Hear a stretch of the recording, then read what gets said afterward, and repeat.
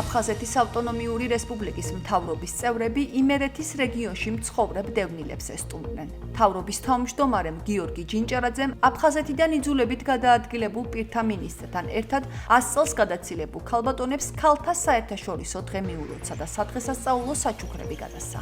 ქალთა კვირეულის ფარგლებში აფხაზეთის მთავრობის ორგანიზებით სხვადასხვა ღონისძიებები მთელი ქვეყნის მასშტაბით ჩატარდა.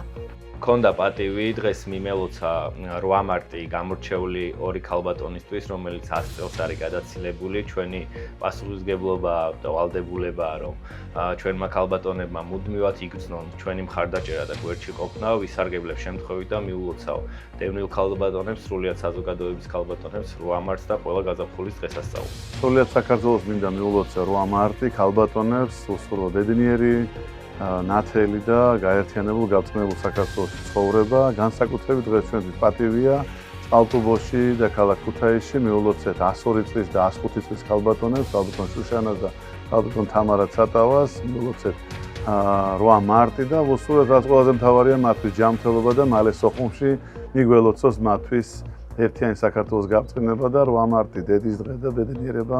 მადლობა რომ მომილოცეთ 8 მარტი ყველა გილოცავთ 8 მარტს წარმატებულად, გახარებულად, ბედნიერად და კვალი ქონოდნენ ბედნიერი და მშვიდი სულ.